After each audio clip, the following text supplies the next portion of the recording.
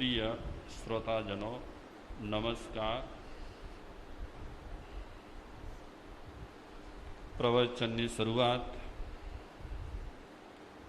સંસ્કૃત શ્લોકથી કરું છું।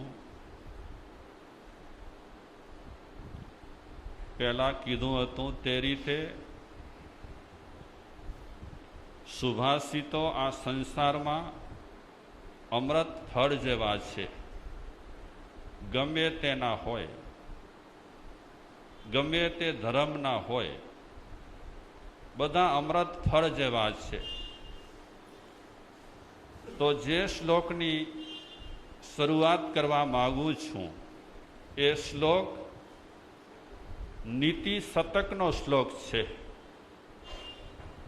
અને નીતિ શતકની રચના ભર્તૃહરિએ કરી છે। ગજબની વાત આપણને લાગે, નવાઈની વાત લાગે કે ભર્તૃહરિએ શૃંગાર શતકની પણ રચના કરી છે। શૃંગાર શતક, શૃંગાર શતકમાં શું હોય? કઈ ધર્મની વાતો ના હોય, કઈ આત્માની વાતો ના હોય। શૃંગાર શતક આપણે વાંચીએ તો નવાઈ લાગે। શૃંગાર શતકમાં અંગ અને ઉપાંગના વર્ણન કર્યા છે। સ્ત્રીના અંગ અને ઉપાંગ કેવા હોય, અને જે વ્યક્તિએ શૃંગાર શતકની રચના કરી એ જ વ્યક્તિએ નીતિ શતકની રચના કરી। અને નીતિ શતકમાં તો એવી અજબ ગજબની વાતો કરી છે,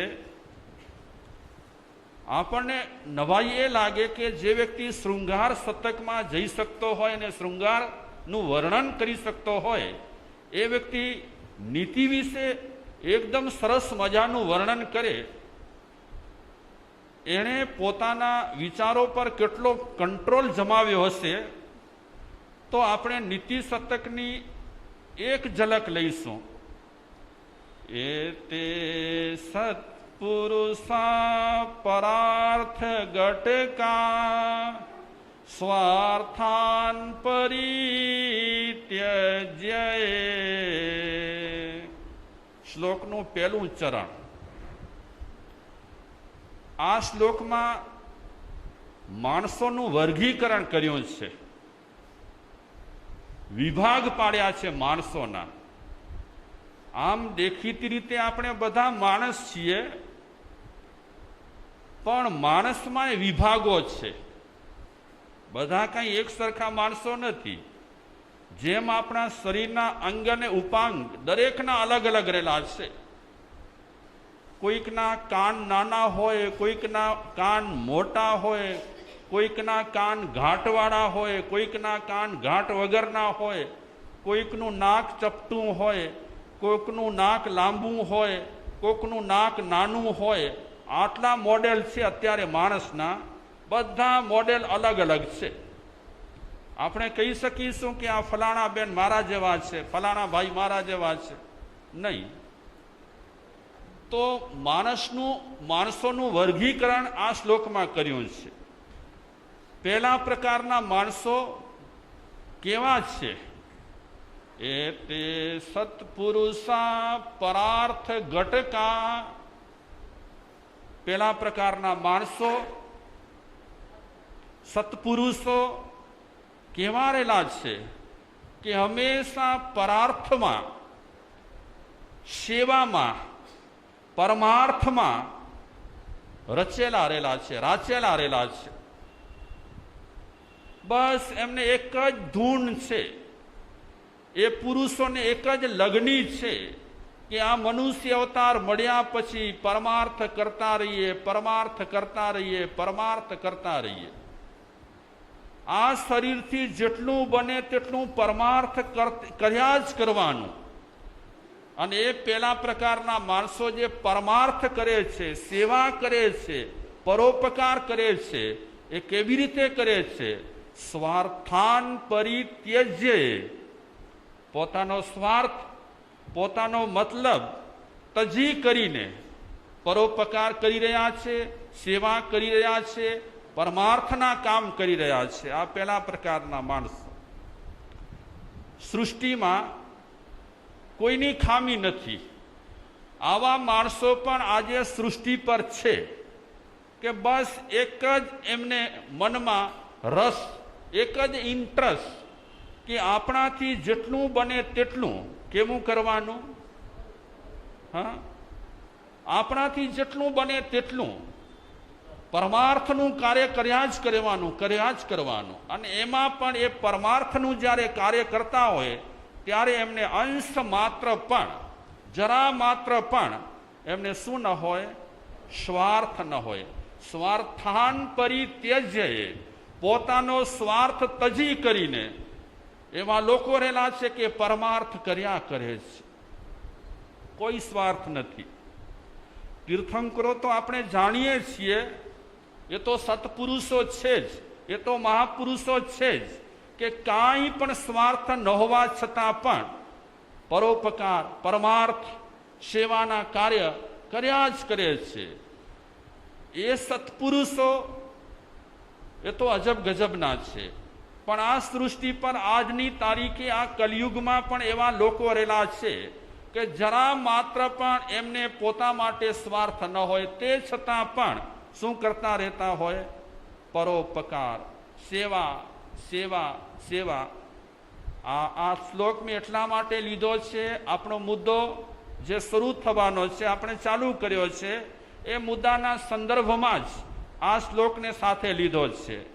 બીજા પ્રકારના માણસ, સામાન્યાસ્તુ પરાર્થ મુદ્ય મૃત સ્વાર્થાન વિરોધેન ચ. બીજા પ્રકારના માણસો, સામાન્ય માણસો પરમાર્થ કરે, પરમાર્થમાં ઉદ્યત રહેલા હોય, પરમાર્થ કરવા માટે તૈયાર રહેલા હોય, પણ પરમાર્થની સાથે સાથે સ્વાર્થા વિરોધેન ચ,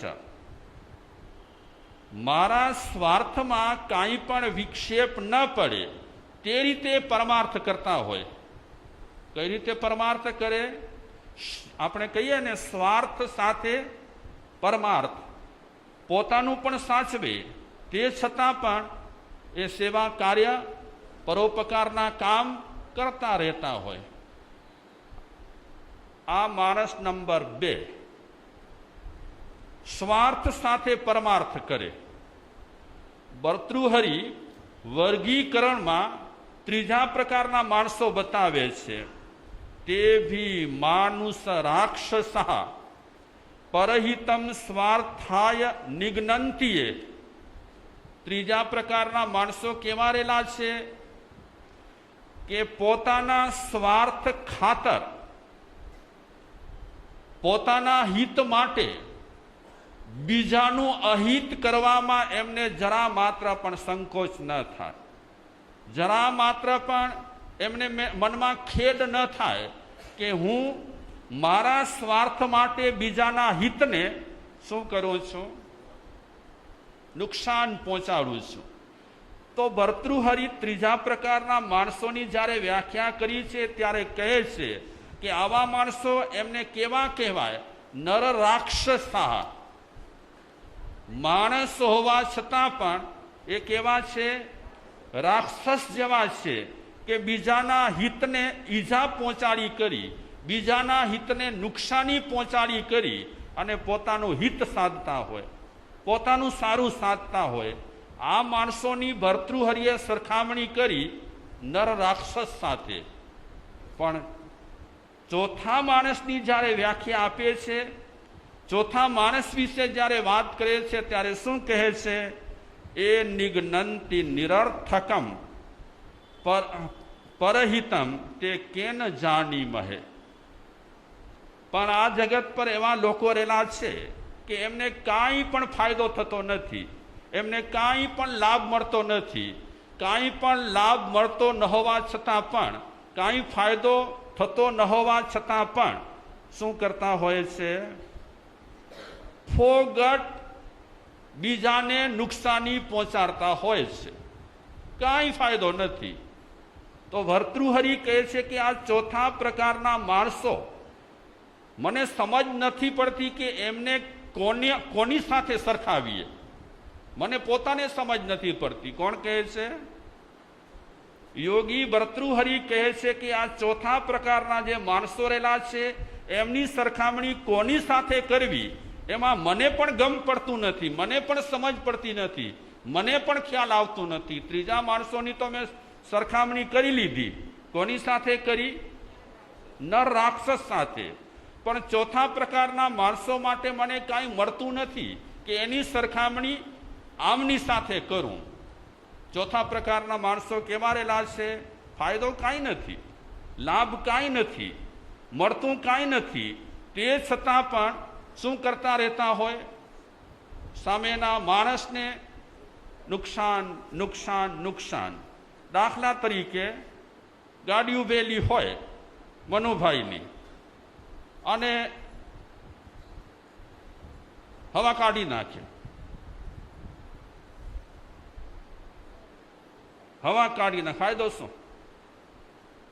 ફાયદો કાંઈ. એને હવા મળતી હોય તો અલગ વાત છે. હવા કાઢ્યા પછી ફાયદો કાંઈ નથી, તે છતાં પણ શું કરે? આ તો દાખલો આપું છું. તે છતાં પણ એ હવા કાઢે અને મજા આવે.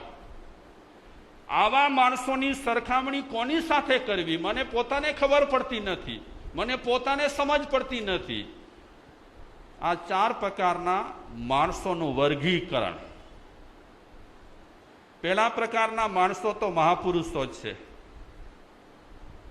મહાપુરુષો છે જેમને આપણે રોજે રોજ યાદ કરીએ. યાદ કરતા આપણી જીભ પણ પવિત્ર થઈ જાય, આપણું મન પણ પવિત્ર થઈ જાય અને આપણને પણ એમના જીવનમાંથી પ્રેરણા મળે. મહાપુરુષો આદર્શો મૂકી કરીને ગયા છે અને એ મહાપુરુષો નુકસાની વેઠી છે પોતા માટે. નુકસાનો એમને ઘણા થયા છે, ઘણા નુકસાનો થયા છતાં પણ બીજાનું એ સારું કરતા રહ્યા છે. મહાવીર ભગવાનને શું નુકસાની ઓછી થઈ હતી? હા, મહાવીરને નુકસાનીઓ તો ઘણી થઈ હતી, પણ એ નુકસાનીઓ તરફ એમણે ધ્યાન દીધું નહીં. એ નુકસાનીઓ તરફ એમનો લક્ષ્ય ન હતો. એમનો લક્ષ્ય એક જ હતો કે મારાથી જેટલું બને તેટલું, મારું તો મેં ભલું કર્યું પણ બીજાનું પણ શું કર્યું? ભલું કરતો રહું. તો મહાવીર સિવાયના જે મહાપુરુષો થયા છે, જે દરેક સંપ્રદાયના ધર્મ ગ્રંથોમાં અંકિત થયેલા છે, દરેક જ્ઞાતિના જાતિના જે ધર્મો રહેલા છે, એ ધર્મોના જે શાસ્ત્રો રહેલા છે, એ શાસ્ત્રોમાં જેમના નામ એકદમ આદર્શ તરીકે આવ્યા છે એ બધા સત્પુરુષો રહેલા છે. ચાહે કચ્છમાં એક હાજી પીર થઈ ગયા, આપણે સાંભળ્યું હોય તો, બરાબર કચ્છના છેવાડે છે અને પછી દરિયો શરૂ થાય અને પછી પાકિસ્તાન શરૂ થાય.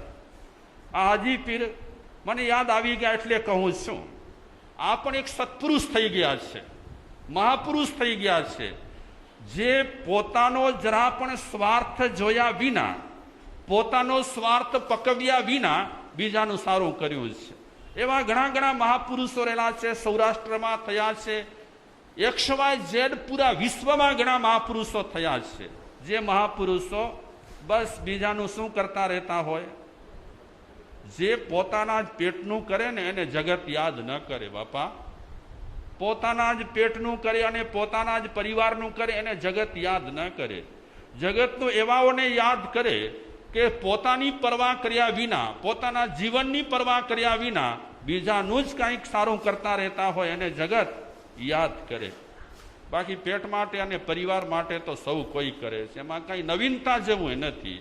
વર્ષોથી ભવોથી આવું આપણે કરતા જ રહેતા હોઈએ છીએ, પોતાના પેટ માટે અને પરિવાર માટે.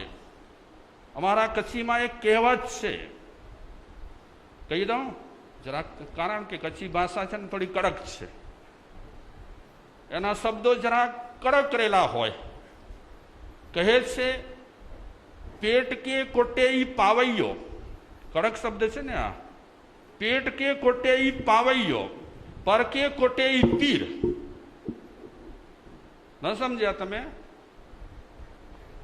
હા, જે પોતાના પેટ માટે જ કરે એને તો કેવો કહેવાય? હા, બોલતા શરમ આવે આપણને, હા, કહેતા આપણને લજ્જા થાય એવો શબ્દ વપરાય છે, જે પોતાના પેટ માટે જ કરતા હોય, પણ જે બીજા માટે કરે છે એ પીર છે. ભલે આપણે સામાન્ય દરજામાં હોઈએ, ભલે આપણે સામાન્ય ડ્રેસ પહેર્યો હોય, ભલે આપણે બીજું કંઈ જાણતા ન હોઈએ, તે છતાં પણ આપણે બીજાનું કરતા રહેતા હોઈએ તો આપણે કોણ છીએ? પીર છીએ. તો આ જગતમાં એવા ઘણા પીર થયા છે, પેગંબર થયા છે, ઓલિયા થયા છે, મહાપુરુષો થયા છે. આ બધા પોતા માટે જેટલી દરકાર નથી કરી, પોતા માટે જેટલી ફિકર નથી કરી, પોતા માટે જેટલી ચિંતા નથી કરી, એટલી ચિંતા કોના માટે કરી છે? જગત માટે કરી છે. પોતાનો સ્વાર્થ ગૌણ કરી નાખ્યો, મને જે થાય તે, પણ જગત મારા થકી જો સુખી થતું હોય અને જગતને જો સારું મારા થકી મળતું હોય તો હું સહી લઈશ. આ સત્પુરુષો છે.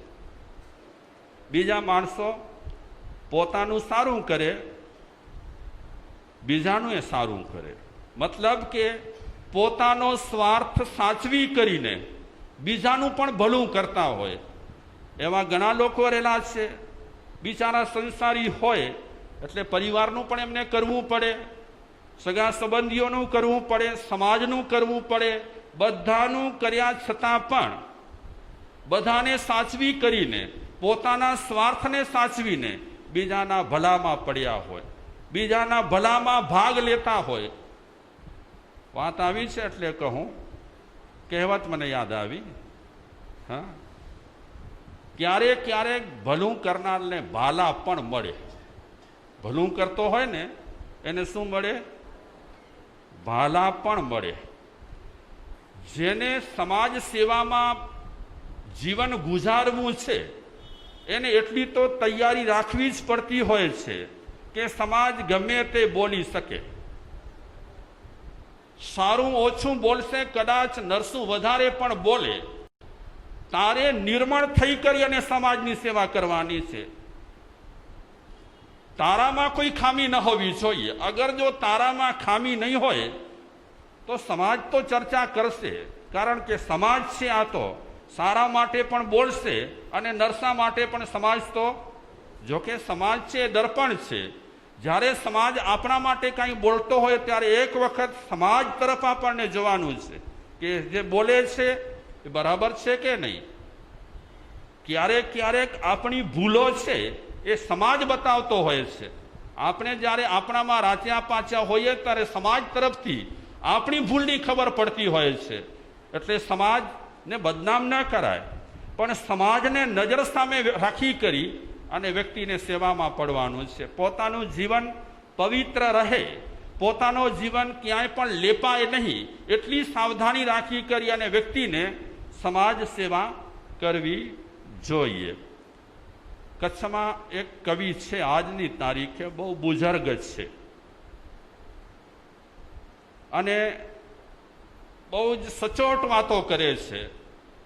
આજે આપણે ચર્ચા થોડી થોડી કરવા માંગીએ છીએ સેવાની, અને આપણો ત્રીજો મુદ્દો છે શું છે? સેવા કરો, સફળ બનો. સહન કર્યા વિના શ્રમ ન થાય, અને શ્રમ કરવાની ઈચ્છા હોય તે જ વ્યક્તિથી સેવા થાય. જે વ્યક્તિ શ્રમ કરી શકતો ન હોય અને સહન કરી શકતો ન હોય તે વ્યક્તિ સેવા કરી શકતો નથી. જેને સેવા કરવાની ઈચ્છા હોય એને શ્રમ પણ કરવો પડશે અને સહન પણ કરવું પડશે. તો કવિ કહે છે, સેવાથી સંબંધ તેજ રખજે એળો. પછી હું સમજાવું તમને કે શું કહેવા માંગે છે. સેવા સે સંબંધ તેજ રખજે એળો, જેડો ટપાલી જો સંબંધ સરનામે સે હોય. જેડો ટપાલી જો સંબંધ સરનામે સે હોય. શું કહેવા માંગે છે કવિ? કે તને સેવા કરવાની ઈચ્છા હોય, તને ખરેખર મન હોય સેવા કરવા માટે, તો એટલું તું ધ્યાન રાખજે. સેવા સે સંબંધ તેજ રખજે એળો. સેવા સાથે સંબંધ કેવું રાખવાનું? કવિ કહે છે, જેડો ટપાલી જો સંબંધ સરનામે સે હોય. કે જેવો સંબંધ ટપાલીનો સરનામા સાથે હોય. જેવો સંબંધ ટપાલીનો સરનામા સાથે હોય એવો સંબંધ રાખી કરી અને તારે સેવા કરવી પડે.